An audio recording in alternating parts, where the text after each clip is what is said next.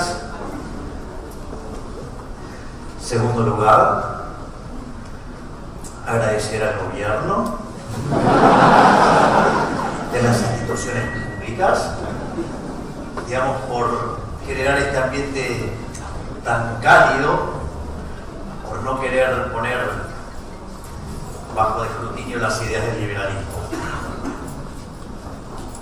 Así es que, básicamente, la charla de hoy es menos Estado, es mayor libertad.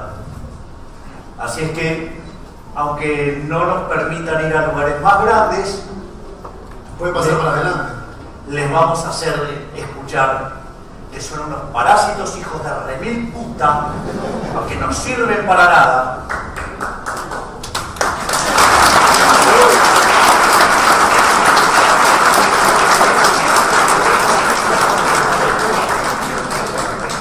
Y lo que voy a hacer es probarle que el Estado es nuestro enemigo y que nuestros principales enemigos son los políticos.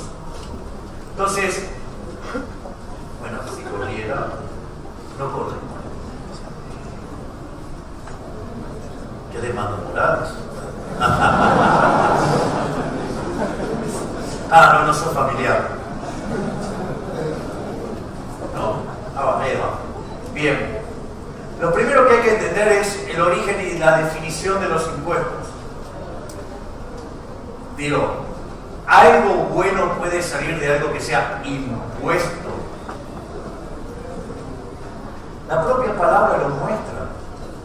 Y tampoco esa humorada de llamarnos contribuyentes, porque llamar al pagador de impuestos contribuyente es como que el violador hable de novia en referencia a su víctima.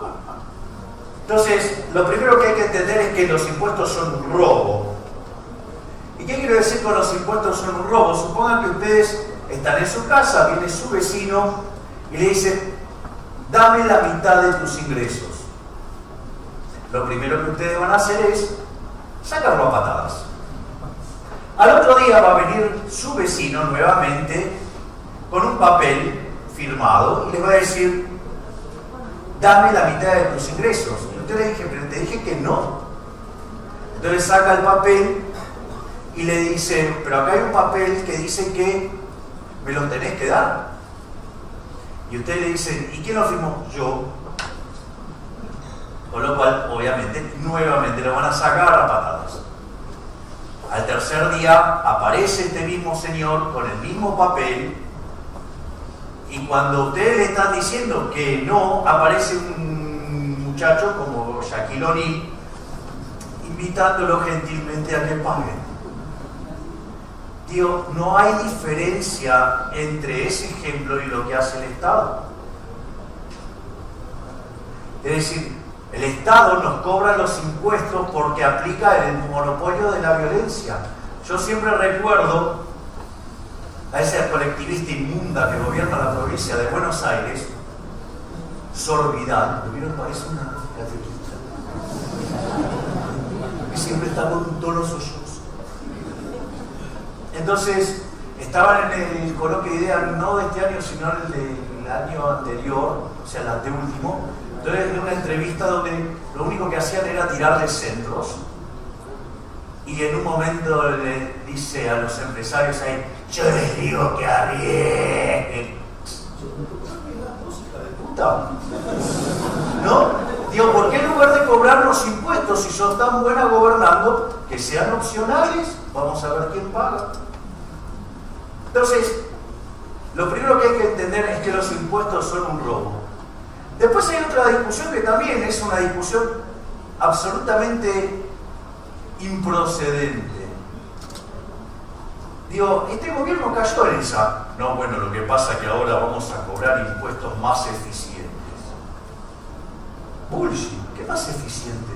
Acá lo único que importa es cuánto se lleva el Estado. Y no me importa cuán o menos eficiente es el impuesto. A mí lo que me importa es la que se llevan. Porque si cuando termina el día me cobraron más, estoy peor. Por lo tanto, no me importa, digamos, qué tipo de impuesto, nada, no me importa nada. Todo eso me parece un conjunto, digamos, de onanistas, ¿sí? Digamos, a ver cómo le cagan mejor a la vida a la gente. Y después está el tema de los intereses de los políticos. Fundamental, los intereses de los políticos. Por eso siempre me gusta tanto el caso de Al Capone. El caso de Al Capone es maravilloso. Para mí Al Capone era un héroe. Ahora, digo, porque ¿qué era lo que pasó? Vino un pelotudo desde una poltrona a decir, a mí me parece que está mal que la gente tome alcohol, y se le cantó las pelotas de prohibir el alcohol. Entonces, había gente que tenía capacidad para producir alcohol y había gente que quería tomar alcohol. Y esas partes estaban separadas porque este pelotudo desde la poltrona lo mandaba a Dionés a perseguir a aquellos que traficaban. Al Capone era un héroe, porque se sometía, ¿sí?, al poder del Estado, al riesgo que es el poder del Estado, digamos, a la persecución de Dionés, para llevarle el alcohol, ¿sí?, a quienes querían tomarlo, desde aquellos que lo producían. Es decir, todos ganaban. Ganaban los productores, ganaban los consumidores y obviamente ganaba el Capone. Claramente, como estaba el Estado, se convirtió en un negocio muy riesgoso. Y claro, cuando un negocio es muy riesgoso también tiene un alto retorno. Entonces había gente que quería ingresar a este negocio peligroso. Obviamente terminaban a los tiros. Entonces, digo, en rigor, fíjense, según el Estado, Al Capone era un traficante, Al Capone era un asesino, pero Al Capone fue preso por evadir impuestos. Es decir, acá la única vaca sagrada es el culo de los políticos. Entonces lo que tienen que comprender es que nuestro verdadero enemigo es el Estado, porque el día que se levantó la prohibición del alcohol, no pasó más nada. Es decir, se dio un proceso de libre entrada y salida, digamos, la gente competía, pero hoy tenemos mejores vinos de mejor calidad y tampoco la gente tiene ningún problema con el vino. No es que todos andamos borrachos de vino, digamos, también es, digamos, el propio ejercicio de saber tomar vino que se logra tomando vino, Dios se corrige con el paso del tiempo también. Es decir, no necesitamos ningún iluminado desde la poltrona que nos diga qué tenemos que hacer o qué no tenemos que hacer. El tercer punto, el segundo bloque es sobre la pérdida de bienestar. Lo primero que causan los impuestos son daño. Y hay un daño indirecto, un daño directo. El daño directo es que hay una parte de sus ingresos que ustedes no los van a poder disponer. Es decir, ustedes no van a poder disponer del fruto de su trabajo. Lo va a disponer un tipo desde la poltrona. Es decir, se los va a sacar del bolsillo y lo va a usar en lo que se le cante. Recientemente me tocó estar en el programa Debo Decir, y estaba este profesor de Temperley que está nominado entre los 10 mejores profesores del mundo. O sea, y la realidad es que las ideas que tiene, digamos, yo no sabía que, digamos, también éramos buenos exportando excremento. Porque claro, el tipo, digamos, o sea, la justicia social, el Estado presente, que es como el pedófilo en el jardín de infantes, ¿sí? Pero digo, ahí el tema es el siguiente, fíjense la perversión, ¿no? El tipo defendiendo el Estado presente, el Estado presente, el Estado presente. Entonces, Novarecio ingenuamente le pregunta, ¿y si ganás? ¿Cuánto ganás? Bueno, gano $1.000.000, pero en realidad gano 650.000. ¿Pero cómo 600? Y sí, porque el Estado me saca 350.000. O sea, entonces el tipo ya se lamentaba que le habían tocado el bolsillo propio. Debe decir, esto es desde manual. Es decir, con el culo ajeno somos todos putos. Digo, pero fíjense, porque digo, sigue todo ese procedimiento, porque digo, o sea, ¿qué es lo que pide? Le pide al Estado que esos $350.000 vuelvan al colegio donde está él, justamente para beneficiarse de él. Pero no solo eso, ahora yo hago una pregunta. ¿Es tan importante esa inyección de $350.000 en ese colegio? Si él tanto ama la caridad, que la haga con la propia. Ah, no, esos, los 650 no se tocan. ¿Se dan cuenta? Es decir, aparte hay una profunda hipocresía. Es decir, al margen de la violencia implícita en todo esto. Pero después no solo están los daños directos, sino que además están los daños indirectos, más adelante lo vamos a desarrollar, que son todas esas cosas que ustedes dejaron de hacer a consecuencia del daño directo. Es decir, si ustedes, digamos, ganaban 100, el Estado le afanó 50 y hay daños indirectos, ustedes esos 50 que iban a gastar, ahora no los gastan. Con lo cual hay un montón de transacciones para el otro lado que se caen. Entonces, básicamente ese es uno de los problemas que hay. Entonces, evidentemente frente a esta situación está claro que nuestro enemigo es el Estado, que el Estado debería ser llevado a la mínima expresión, ¿sí? Imagínense lo complicado que es esto para aquellos que tienen muchos familiares en el Estado. Motivo por el cual, digamos, no quieren que, digamos, los libertarios den charlas en lugares públicos. Entonces hay tres tipos de liberales o libertarios. Están los libertarios clásicos, digamos que uno podría identificar ahí a Smith, a Friedman y a Hayek. Lo de Hayek, digamos, es discutible, digamos, su inclusión ahí.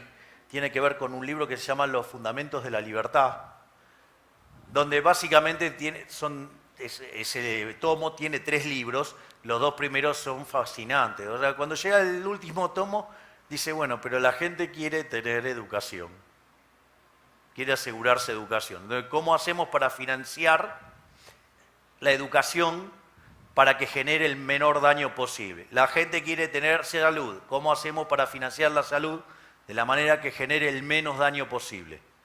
Por esto, digamos, fue llevado a la categoría de libertario clásico, que a mí me parece un error, pero, sería más largo explicar por qué es un minarquista, por decirlo de alguna manera. Pero son los que admiten cierta intervención del Estado. A ninguno de esos se le ocurre eliminar el Banco Central. Consideran que hay que regular a los monopolios, ¿sí? Consideran, que hay que brindar salud, hay que brindar educación. Después están los minarquistas, que consideran que lo único para lo que sirve el Estado es para seguridad y justicia, lo cual uno hasta en términos estáticos los puede comprender, porque podría comprender al Estado como lo conocemos hoy como una solución tecnológica a la luz de cómo está el estadio del progreso tecnológico. Ejemplo, durante los 80s muchos libertarios discutían si se podían privatizar las calles. Entonces, había un debate sobre si las calles podían o no ser privadas. Hoy la tecnología sí lo permitiría. ¿Por qué? Porque ustedes de hecho hoy tienen autos, de hecho cuando toman una autopista que tiene peaje, por ejemplo, ustedes pueden tener el sistema de obleas y, digamos, hay un lector y entonces pasan y ahí le cargan después a la cuenta. Con lo cual, también es cierto que muchas de las cuestiones en las cuales participa el Estado, básicamente la tecnología podría permitir ir eliminándolo, o a veces en realidad no surgen las soluciones porque está el Estado en el medio interfiriendo. Llámese lo que fue toda la desregulación de todo el sistema, digamos, de aerocomercial. Y después, obviamente, están los anarcocapitalistas que consideran que el Estado efectivamente es el enemigo, posición a la cual yo adhiero filosóficamente, y que hay que hacer todo lo posible para llevar al Estado a su mínima expresión, donde el cero es parte del conjunto de solución.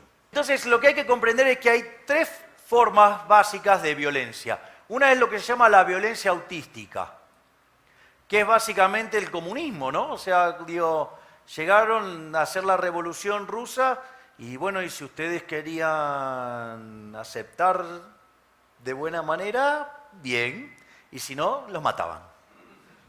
Es decir, ese sistema asesino, hijo de remil puta, se cargó con la vida de 150 millones de seres humanos.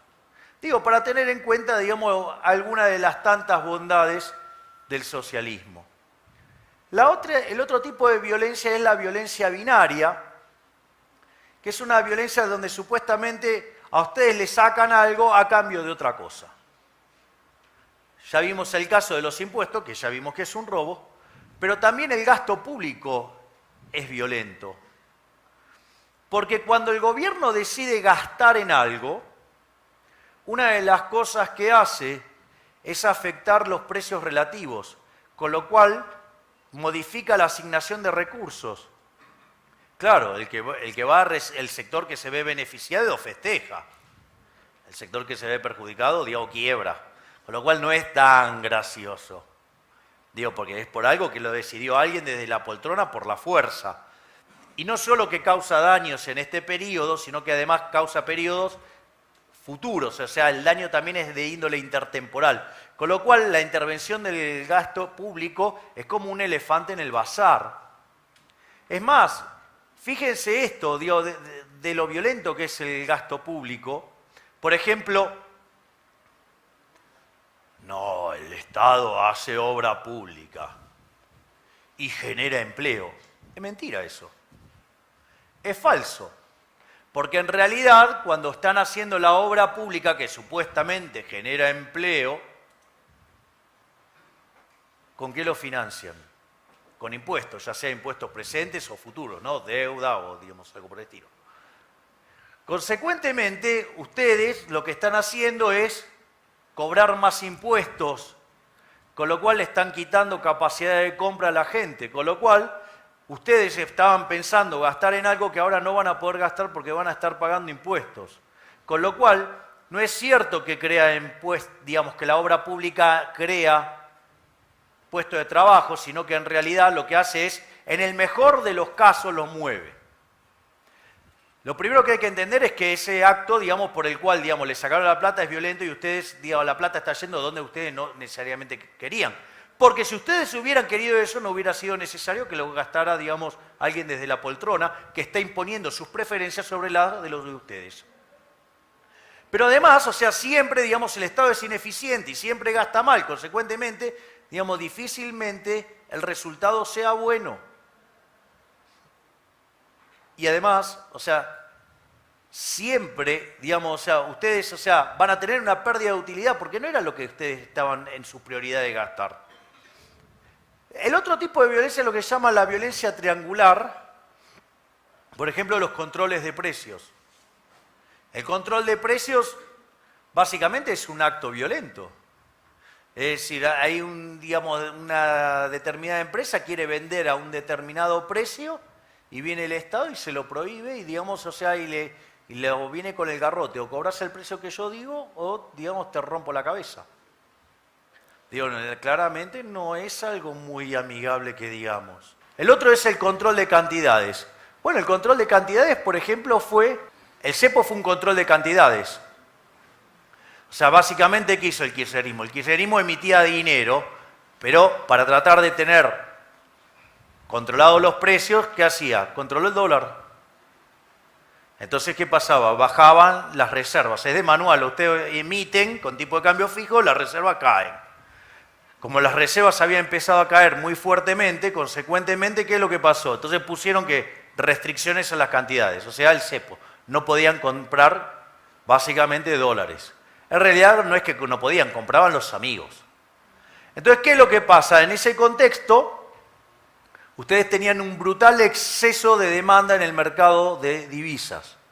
La consecuencia era, que ese es el efecto directo, o sea, gente que quería transar a un precio más alto y no podía, y gente que quería, digamos, o sea, comprar y gente que quería vender, estaban perjudicando a las dos partes. Por ende, había muchas menos transacciones.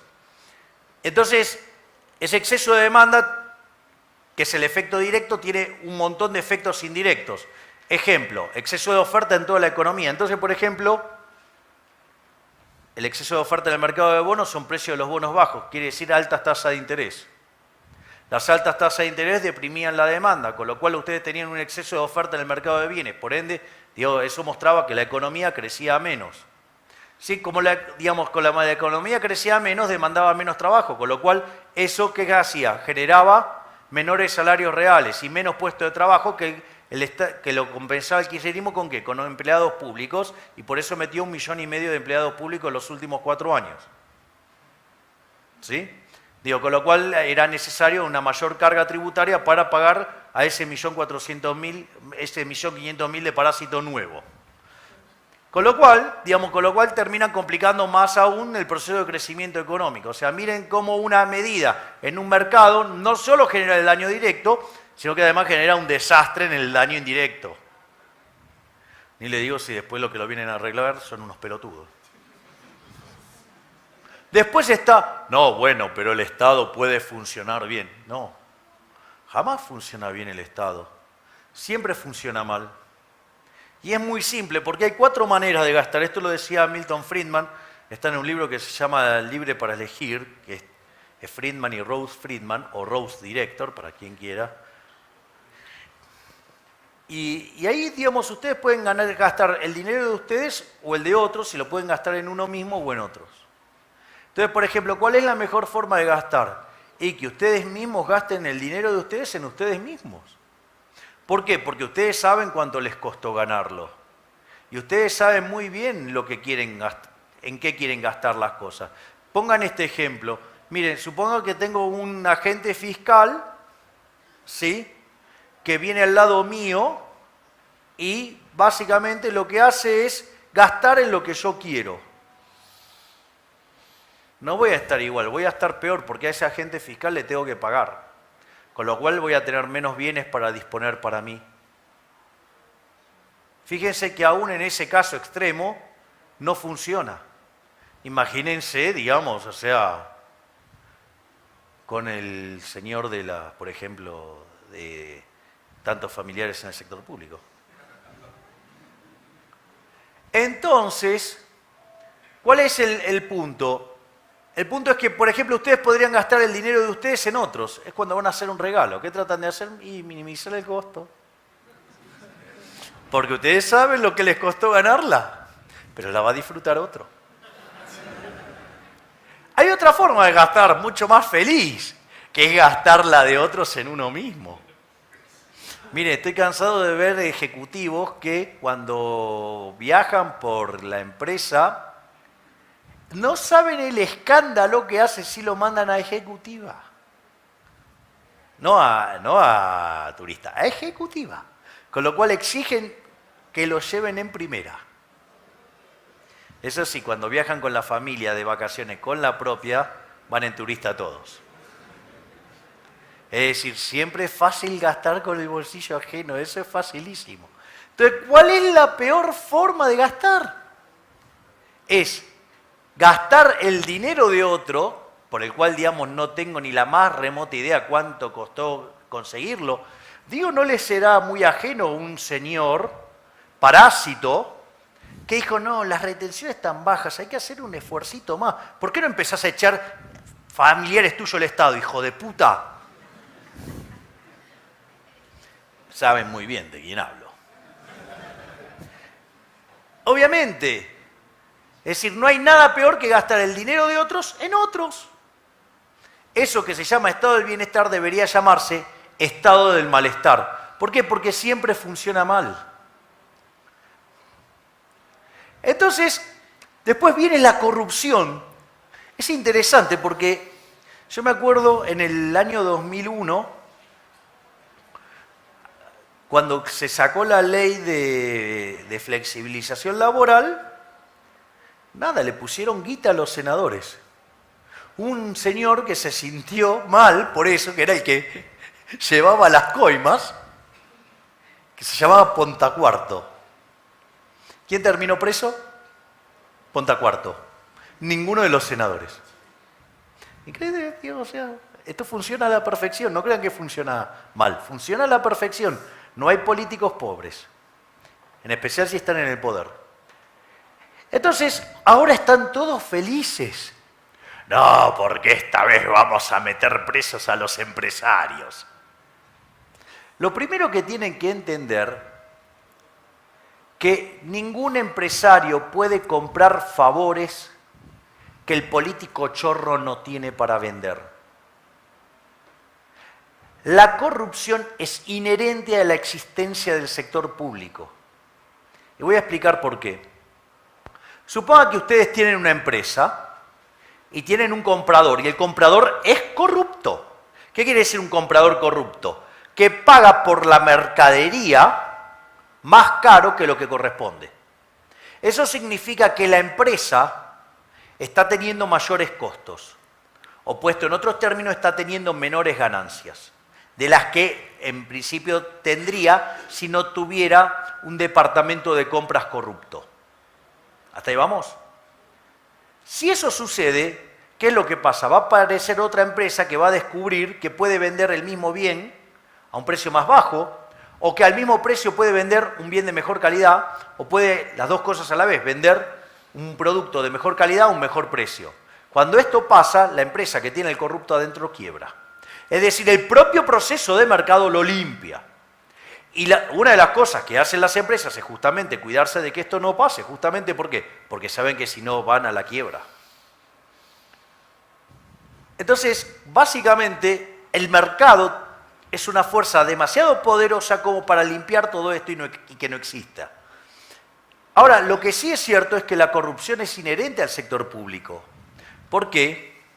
Porque el Estado se financia con una fuente coactiva de ingresos. Hagan bien o mal las cosas, los ingresos los tienen garantizados. Consecuentemente, no hay incentivo a gastar bien. Afanen o no afanen, es lo mismo. Digamos, entonces veamos esto. ¿Cómo es que aparecen los empresarios y los empresucios? Y bueno, el empresario, ¿qué es? Es un tipo que descubre que es más fácil ser exitoso entongándose con el político antes que servir al prójimo con bienes de mejor calidad o un mejor precio. Son muy fáciles de identificar. Yo me acuerdo de un día estaba en un programa de televisión, estaba el chanta miren que hay que ser hijo de puta en la vida, ¿no? Porque el tipo creó una fundación o algo así, una agrupación que se llamaba la José Bell Helbar. O sea, es el de la Cámara de Marroquinería. Es un hijo de puta, porque verdaderamente, o sea, de cuero y marroquinería, no sé. ¿Vos sabés cómo se llama? Decía el nombre, lo digo públicamente. Un flor de hijo de puta. Entonces, el que no me cree, mira lo que era el plan de inflación cero y lo va a ver. Entonces, ¿qué es lo que pasa? ¿Qué es un empresario? Ustedes, mire, son de manual. Usted le dice, mire, Argentina tiene un problema de competitividad. Entonces están los dos discutiendo que no pueden competir, todo. Entonces, ¿qué era lo que yo proponía? Bajar impuestos. ¿Qué proponía el empresario? No, los impuestos, estos pueden ser mayores. Eso sí, lo que necesitamos es mucha protección. ¿Por qué? Porque en ese sistema tienen la ganancia garantizada. En cambio, si ustedes bajan los impuestos y lo ponen a competir, si no es eficiente, va a la quiebra. Con lo cual, lo que estaba dejando en evidencia era que era un ineficiente. Es decir, son muy fáciles de detectar. Bueno, los empresucios es muy fácil también de detectarlo. Por ejemplo, en la obra pública, ustedes le asignan la obra pública a un empresucio, le pagan y la obra pública nunca apareció. Se les puede ocurrir algún nombre ahí. Después están los empresarios a la defensiva. ¿Por qué? Porque básicamente lo que sucede es que cuando ustedes no forman parte del tongo con el Estado ¿qué va a hacer? Los va a perseguir, la van a pasar mal, ¿sí? Ustedes son una petrolera, cuando ustedes le cargan nafta y un montón de impuestos, ustedes la tienen que juntar y le tienen que dar la plata al Estado, salvo que sean amigos del Estado como el señor Cristóbal López. ¿Está claro? Y con esa plata compran medios y desde esos medios agreden a los que piensan distinto. Miren qué lindo funciona el Estado. Y obviamente, cuando ustedes tienen este poder de destrozar a una empresa, ¿sabe qué descubre el funcionario público? Que lo puede usar. ¿Y ustedes creen que lo van a usar por bien de la gente, por bien de las empresas, por el bien de la comunidad de negocios o la prosperidad? Minga. La va a usar para enriquecerse. Es decir, con lo cual, lo primero que tienen que entender también es que la corrupción es inherente a la existencia del Estado. A ver, fíjense, miren qué hijos de puta que son los políticos. Digo, y el ejército de hijos de puta que trabajan para los políticos, ¿no? Digo, muchos de ellos economistas, obviamente. Digo, el tipo, van y quieren maximizar el impuesto, ¿no? Entonces, digo, hay una parte de la literatura de finanzas públicas que busca maximizar el impuesto. Es decir, digo, algo así como maximizar la violación sin vaselina. Entonces, digo, en esa misma lógica, estos hijos de puta calculan cuánto debería ser la inflación óptima. ¿Por qué? Porque la inflación es una forma de quitarle recursos a la gente. Usted dio esos papelitos de mierda emitidos por la institución esa que está en Reconquista 266, que fue creada por 40 años, con lo cual deberían haberla cerrado en 1975, pero sin embargo sigue para estafar a la gente. ¿Cuál es el problema? El problema es que es una forma de recaudar impuestos. Aun cuando no haya inflación hay una estafa. ¿Por qué? Porque si la economía crece y emiten en línea la demanda de dinero, están jodiendo que a los tenedores de peso, porque si no habría deflación y todos seríamos más ricos. Pero no, se la tiene que llevar el Estado. Ni que hablar en un gobierno que genera mucha inflación. Pero para eso también hay un ejército de hijos de puta que los ayudan, ¿eh? Porque están, no, la inflación es un fenómeno multicausal. Y aquellos que dicen que la inflación es siempre y todo momento un fenómeno monetario, que dicen, no, ustedes son tierraplanistas. Digo, hay más de 4.000 años de evidencia empírica, digamos que la inflación es siempre en todo lugar un fenómeno monetario. En el único lugar, mire, yo digamos a consecuencia de esto, lancé un desafío. Y les dije a esta manga de pelotudos que si verdaderamente la inflación era multicausal, o ya digo en el caso extremo de los que están en la línea de Kichilov, donde no tiene nada que ver la inflación con la emisión monetaria, fíjense que hace poco se hizo una encuesta en la Universidad de Buenos Aires y en la Facultad de Ciencias Económicas el 83% considera que la inflación no tiene nada que ver con la emisión monetaria. Digo, ¿ustedes se dan cuenta? Digo, entonces, ¿qué le dije? Bueno, si es así, ¿por qué no prueban la existencia de inflación en una economía de trueque? Si la inflación es la pérdida del poder adquisitivo del dinero, en una economía de trueque no van a tener inflación. ¿Está claro? O sea, con lo cual, digamos, todavía sigo esperando que me puedan contestar algo y después viene, no, con la inflación multicausal. Que de vuelta la misma cantinela, porque saquen la parte monetaria y vamos por la parte, digamos, multicausal que no hay dinero. Tampoco lo pueden probar, pero esas pelotudeces se repiten. ¿Saben cuál es otro lugar donde se repiten estas mismas pelotudeces? En Venezuela. ¿Ok? Con lo cual lo que tienen que entender es que la inflación es otra forma por la cual, digamos, los políticos estafan a la sociedad con un impuesto no legislado.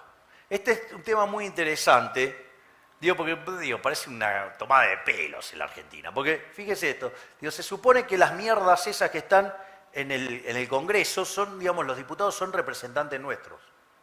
Ahora, yo le hago una pregunta. ¿Algunos de ustedes votaría a alguien para que les baje el ingreso? ¿Hay alguien que votaría para que le bajen el ingreso? No. Todos los auditorios me contestan que no. O sea, ahora, qué interesante, porque estos hijos de puta que supuestamente nos representan cuando hay que subir los impuestos, está todo de acuerdo. ¿Se dan cuenta? Es decir, ahí, digamos, o sea, claramente si esto es un Estado fallido, porque esa gente no nos representa, solamente se representan a ellos. Miren cuando le encontraron el tongo de los pasajes, cómo se pusieron todos de acuerdo. La de ellos no se toca, la de ellos es sagrada. Este gobierno, cuando quiso hacer la reforma, ¿por qué fue tan lento? Porque básicamente lo que dijo es, vamos a mantener el gasto público en términos reales constantes, o sea, los políticos no pierden y que la economía, en la medida que se va expandiendo, eso permita bajar impuestos. Pero la de los políticos no se toca. El problema era, ¿qué pasaba si caía la economía? Había que darle más a los políticos. ¿Qué terminó pasando en este gobierno? Subió la presión fiscal. Entonces, pero vamos a las partes así más divertidas y que a mí me divierten más, que tiene que ver con esto de la discusión del socialismo, ¿no? Y una de las cosas bien de socialista es esto, de la redistribución del ingreso, la justicia social, todas estas inmundicias Es interesante porque yo, digamos, o sea, hay una forma fácil de explicarlo. Porque acá lo que importa en el fondo es el trasfondo filosófico de todo esto. Entonces, digo, ustedes quieren identificar esto, yo lo identifico muy fácil. Los socialistas son el club de las porongas cortas.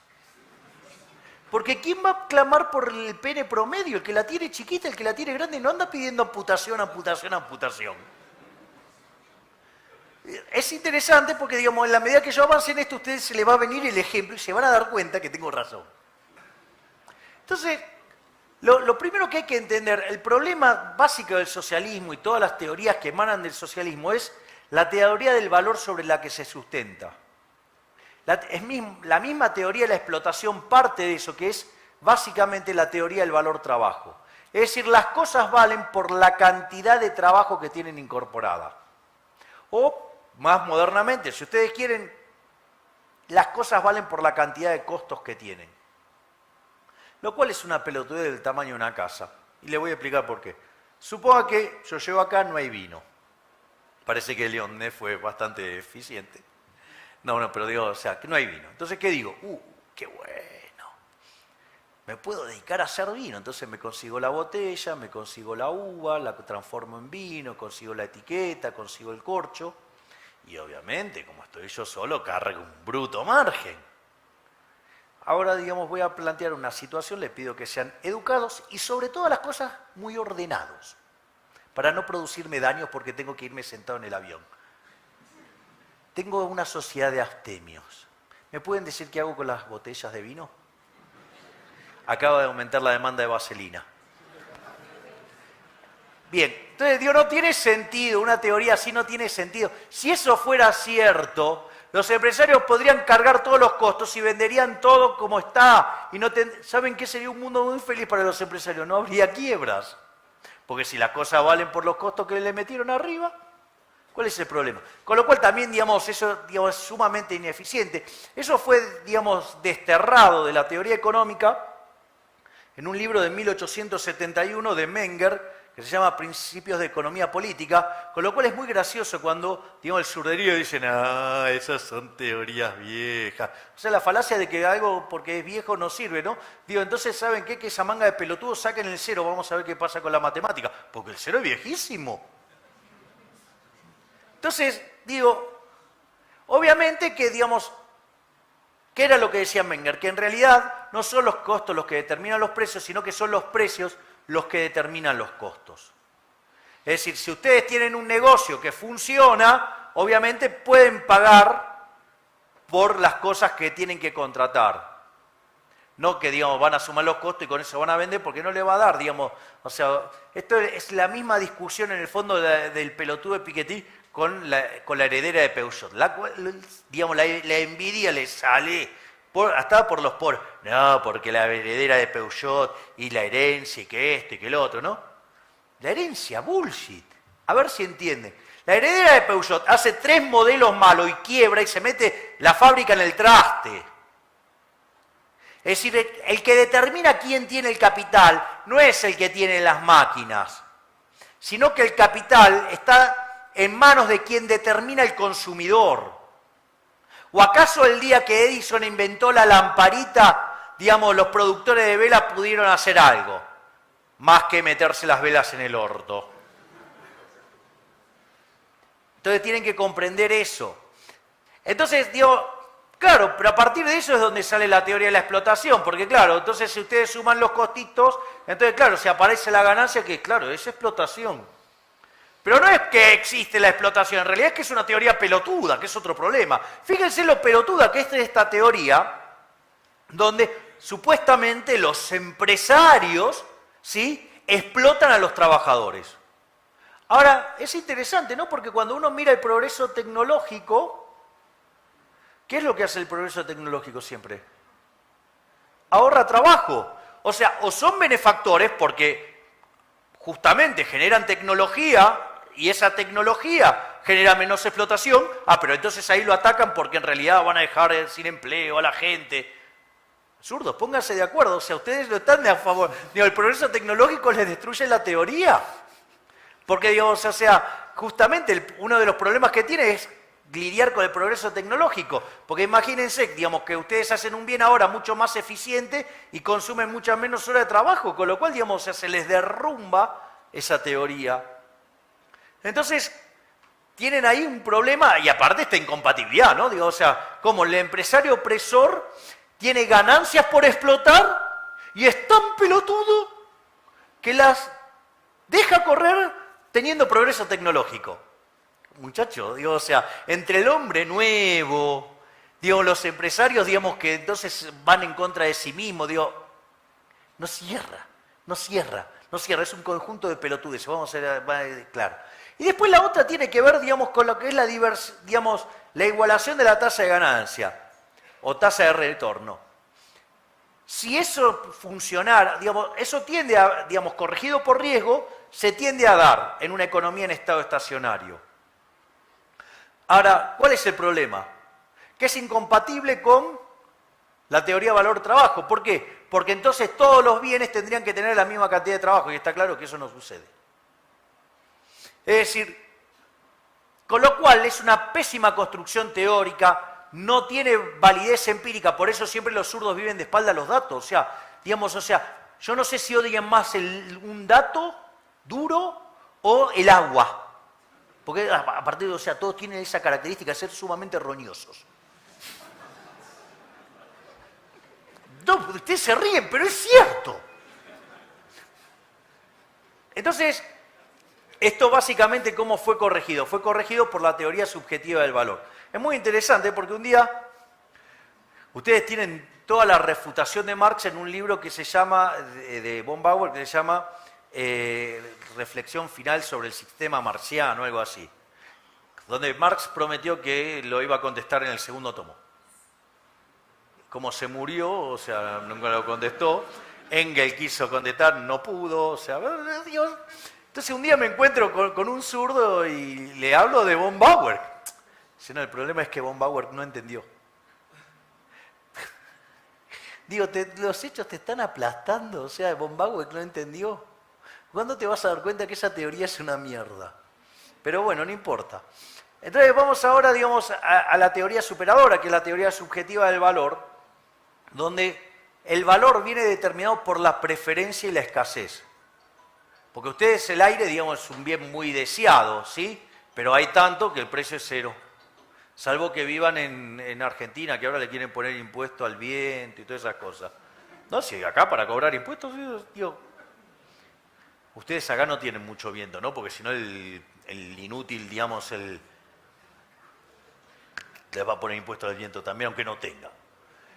Entonces, básicamente eso es lo que determina digamos, el precio, ¿no? Digamos, las preferencias y la escasez. Y esto es interesante porque asociado a esto queda vinculado, ¿sí? Queda vinculado, ¿qué cosa? La remuneración de los factores. Es decir, los factores vienen determinados por el valor del producto marginal de ese factor. Ejemplo, el trabajo. El trabajo viene determinado por el valor del producto marginal del trabajo. ¿Qué quiere decir esto? Es la multiplicación entre el precio, donde entra la preferencia y la escasez, y la productividad. ¿Qué quiere decir esto? Que si ustedes le pegan con un producto que es buenísimo, que todo el mundo lo quiere, con lo cual el precio se va a la estratosfera, y además son productivos, se llenan de guita. Ahora, si ustedes producen un bien que es una porquería, que no lo quiere nadie, van a ir a la quiebra. Miren qué fácil. Es decir, solamente ustedes van a ser exitosos en el capitalismo en tanto y en cuanto sirvan al prójimo con bienes de mejor calidad a un mejor precio.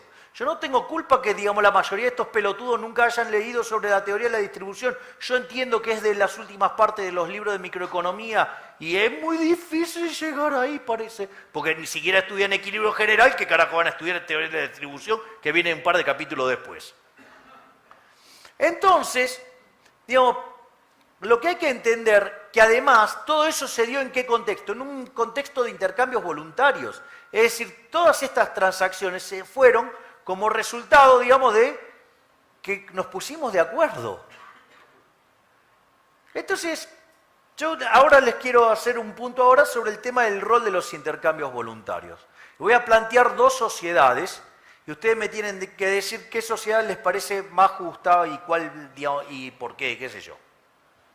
El primer caso es el caso de España. Aparece un peticito, debe ser así, me imagino, que juega el fútbol, la gasta, la deja así, la descose toda. Se llama Messi. Una de las cosas que descubren es que si lo tenés a Messi, la vas a pasar bárbaro, porque vas, digamos, a ganar todo. Claro, entonces, ¿qué pasa? Todos los clubes de fútbol quieren contratar a Messi. ¿Y qué descubre Messi?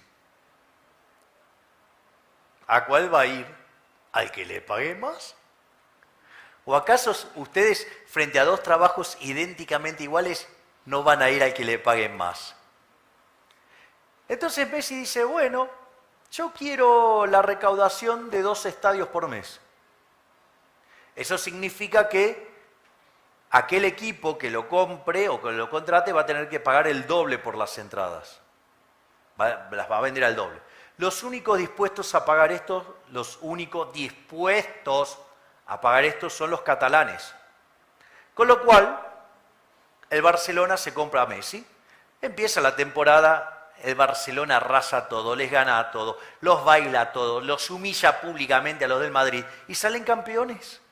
Están tan felices los catalanes que se van a Madrid directamente en traje de Adán a bailarle por toda la ciudad a los de Madrid, que están con una vena tremenda. Hasta ahí, digamos, todo parece bárbaro, hasta que no llega algún zurdo pelotudo a decir, pero la distribución del ingreso es profundamente desigual. Miren, Messi multimillonario. Después, ¿quiénes vienen? Vienen los jugadores del Barcelona y los directivos del Barcelona. Después, ¿quiénes vienen? Todos los españoles menos los catalanes. Y por último, los catalanes. O sea, es más, Cataluña es la tierra de la desigualdad, porque miren lo que gana Messi y miren lo que gana el catalán. El primer punto es, che, en la cuenta esa, ¿dónde está toda la que disfrutaron los hinchas del Barcelona por tenerlo a Messi? ¿Acaso fueron a punta de pistola a ver al Barcelona? ¿Se dan cuenta? Es decir, no están. ¿Qué era lo que querían los catalanes? Salir campeones. ¿Y qué tuvieron? Salieron campeones. ¿No estaban dispuestos a pagar por la entrada a eso para ver los campeones? Entonces, ¿qué tiene de malo esa sociedad? Si todos los intercambios fueron voluntarios, cada uno consiguió lo que quería. Mire si encima llegan a tener mala suerte y no lo consiguen. Digo, que puede pasar en la vida real. Pero como decía De Vicenzo decía, un día le dijeron, maestro, lo que pasa es que usted tiene suerte. Sí, también descubrí que cuanto más entreno, más suerte tengo. Con lo cual digo, ojo, que la suerte es un factor importante, pero hay que ayudarla mucho. Entonces, ¿qué es lo que pasa? Ahora, entonces, voy a proponer otra sociedad. Subo al colectivo con mi amiga Cristina, Elizabeth, y nos sentamos al fondo del colectivo y ella se sienta a mi izquierda, obviamente. En ese recorrido, donde vamos teniendo una muy hermosa discusión sobre la redistribución del ingreso y la justicia social, sube un señor que le revientan los bolsillos de dinero al colectivo. A ella no le importa, digamos, si esa plata es para operar de los ojos al hijo, que si no se queda ciego. A ella no le importa eso. Le molesta que está con los bolsillos que revienta de plata. Entonces, ustedes en los colectivos hay un bate para probar cómo está de aire los neumáticos. Entonces agarra el bate, se le pone al lado del tipo y le dice, o me das toda tu plata o te rompo la cabeza. En ese momento el señor dice, no voy a poder pagar la operación, pero más vale que esté vivo, porque en la medida que esté vivo podré volver a generar dinero y podré pagar la operación. Pero no importa, es un detalle, digamos, de segundo orden para ella. Entonces ella agarra toda esa plata que tenía este hombre, y suponiendo que no la gasta en carteras, que no la gasta en hoteles, que no la gasta en los zapatos esos de suela roja, las chicas saben de qué hablo, y que los hace pintar de negro y paga una fortuna para que no se sepa que son los de la suela roja. Pues supongamos que no lo gasta en nada de eso y la redistribuye igualitariamente entre todos. Pregunta, ¿alguien podría decir que esa sociedad es más justa? Es profundamente injusta. Tiene un vicio de origen, que fue ¿qué? La violencia y el robo. Y no solo eso, que hay violencia y robo, sino que además el elemento previo, ¿cuál fue? La envidia. La envidia porque ese tenía y ella no. Entonces fue violentamente, se lo robó y lo repartió. Esto es lo mismo cuando dicen, no, con el kirchnerismo estábamos mejor. ¿Saben qué? Es cierto. Para un grupo es cierto. Les hago este ejemplo. Supongan que ustedes tienen una casa, van al banco y la hipotecan. Y a cambio de eso que se llevan plata. Entonces agarran esa plata y la usan para irse de joda por todos lados. Y llega un momento que se quedan sin plata. Entonces tienen que pagar el banco y no tienen plata. Entonces, ¿qué hace el banco? Los ejecuta. Y como en el medio estuvieron de joda y todo, se quedaron además sin trabajo, ¿no? Pues se pasaron de joda. ¿Qué quiere decir esto? Que claramente antes estaban mejor. Porque ahora no tienen trabajo, no tienen plata, no tienen casa, están en la yeca, no tienen para morfar. Pero aún en ese caso, no tendría nada de malo. Es cierto, antes estaban mejor, ahora saben por qué estaban mejor, porque se comieron el capital. Pero no tiene nada de malo, ¿por qué? Porque lo hicieron con la propia. Con lo cual, si son pelotudos y toman malas decisiones, listo. Javier, tenés poco tiempo. Ok, ya va. Hago un par de ejemplos divertidos más y me voy. Entonces, ¿cuál es el problema? El problema es que, básicamente, el kirchnerismo vendría a ser un ejemplo como el cual ustedes van al banco, ¿sí? Se llevan la plata y en ese momento aparece de vuelta Shaquille O'Neal, les afana toda la guita y Shaquille O'Neal la reparten entre unos que estaban ahí en pedo, digamos, borrachos, digamos, o sea, unos vagos, digamos, que les salía sangre de las uñas de tanto rascarse las bolas. Claro, Dios, para ese grupo, Shaq es un héroe. Y estaban mejor. Ahora, el otro estaba recontra caliente. ¿Y por qué entonces, digamos, el populismo funciona? Por decirlo de alguna manera, al menos en el corto plazo. Y porque la distribución del ingreso, básicamente lleva el formato de una chi cuadrado. Quiere decir que la moda, o sea, el valor que más se repite, está debajo de la media. Con lo cual el 75% de la gente está debajo de ese valor. Esa es la lógica del populismo, hablar de pobres y ricos y enfrentarlos. ¿Por qué? Y mire, esta es mundial, esta es de Víctor Hugo Morales, el relator del relato. Parece que hay un problema con ese nombre. O sea, parece que debe ser sinónimo de hijo de puta, o debe haber otros muy buenos por otro lado.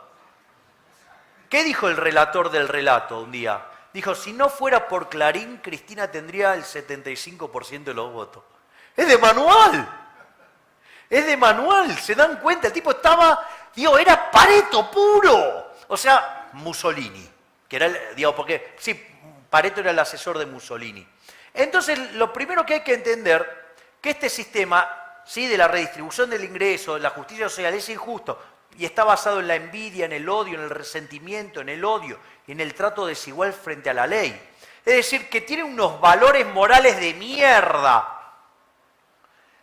Ahora, digo, lo otro que también hay que tener en cuenta es que, digamos, aquellas economías que son más libres crecen más, tienen un PBI per cápita que es 8 veces y media más grande, que el decil más bajo es 11 veces más rico y que además es el decil más bajo el doble de rico que el decil promedio, digo, que el ingreso promedio, ¿sí?, de la economía reprimida, con lo cual el más pobre de la economía libre está mejor por lo menos que el 75-80% de la población del país reprimido.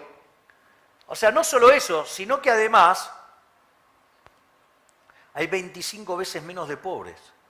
Entonces la pregunta es más, fíjense esto, hasta la gente vive más. Entonces la pregunta es, digo, ¿para quién es este negocio? Miren lo que es la caída de la pobreza a partir de que arribó el capitalismo. Es decir, entonces el capitalismo no solo que es moralmente superior, sino que además productivamente es más superior. O sea, superior, es decir, cuando se cayó el muro, aplastó a los zurdos. Acá parece que no se enteraron, pero los aplastó. ¿Sí? Pero no solamente, bueno, acá están los temas de todas las mentiras socialistas que no vienen al caso, porque si no, no termino más. Digo, el sistema capitalista no solo es más productivo, no solo ¿sí? es ética y moralmente superior, ¿sí? Porque ¿cuáles son los valores del capitalismo? ¿O cuáles son los del socialismo? Ya lo vimos, la envidia, el odio, el resentimiento, el robo, el trato desigual frente a la ley y sobre todo el asesinato, ¿no? Porque asesinaron a más de 150 millones de seres humanos, al margen de los que cagan de hambre. Si no, miren Venezuela. Ah, no, pero cuando pasa eso dicen, no, Venezuela no hay socialismo, dicen. Eso es un increíble. O sea, y después hablan de los nórdicos que tienen los mejores índices, tienen excelentes índices de libertad económica. O sea, tienen un problema. Un día, digamos, en un debate en Intratable, la crucé a dónde y la dejé patinando como la pelotuda que es. Pero, digamos, o sea...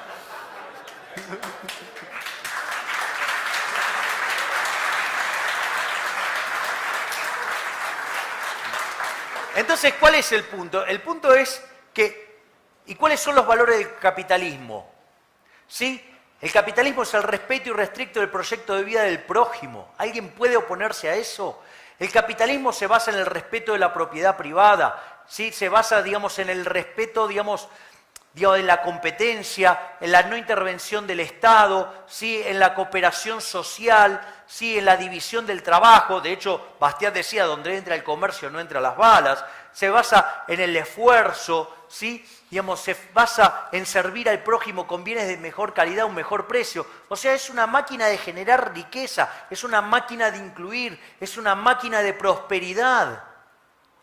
Entonces, no solo somos mejores en lo productivo, somos ética y moralmente superiores, pero como si todo esto fuera poco, somos superiores estéticamente. Miren la mierda que es Cuba, miren lo que es Nueva York. Recientemente, ¿vieron esas fotos de los países socialistas y los países capitalistas en términos de luces? De hecho, hay un dicho genial de chino que dice, no maldiga la oscuridad, enciende una luz. Esto es igual. Digamos, que la sociedad deje de maldecir en nombre de la envidia y el odio y el resentimiento. Y vamos por el progreso tecnológico, por el esfuerzo, por el ahorro, sí, por progresar y sobre todas las cosas, digamos, servir al prójimo con bienes de mejor calidad, un mejor precio y respetarle su proyecto de vida a ultranza, ¿sí? Esa es la idea. Porque además de todo esto somos estéticamente superiores, porque ¿cómo eran los edificios de la vieja, digamos, detrás de la cortina de hierro? Eran cuadrados, grises, sin ventanas, adentro eran inmundos. Yo tuve la posibilidad de ir a varios de ellos, ¿sí? Entonces, digamos, porque muchos de esos eran edificios públicos que después iban a ser parte de privatizaciones, ¿sí? Entonces, digo, no es que me lo contaron, yo lo he visto. Eran una inmundicia. Les puedo asegurar que ni siquiera pasarían por un baño de ahí. O sea, pero ni los hombres. Bueno, digamos, si fuera en alguno de los países nórdicos tendría un problema, porque ahora quieren obligarlos a que en el baño vayamos sentados. Pero, digo, o sea, aun cuando, digamos, tengamos que hacerlo uno. Entonces, digo, ¿cuál es el punto? O sea, no solo, digamos, es más. Es decir, miren los que eran los autos del comunismo. El Lada, era una mierda. En cambio, de este lado, ¿qué había? Está la Lamborghini, está el Ferrari, está el Lotus, está el Mercedes-Benz, está el Bentley, está, digamos, el Rolls Royce. Es más, nosotros inventamos la minifalda y la bikini. Entonces, digamos, no solo que somos superiores, sí, digamos, digamos, en lo productivo, somos superiores ética y moralmente, y además somos superiores estéticamente. Por ende, no hay nada por lo cual abrazarse a ese sistema de mierda que genera pobreza, que genera hambre, digamos, que genera violencia. Digamos, vayamos por el capitalismo, que es la fuente de prosperidad y armonía entre los pueblos. ¡Viva la libertad, carajo!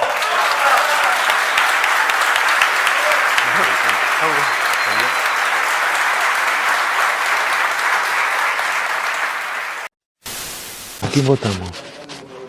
Es para el presidente. Ser presidente, es ser presidente, es ser presidente. Quiero que comience a gobernar. ¡Viva la libertad, carajo! ¡Es para el presidente!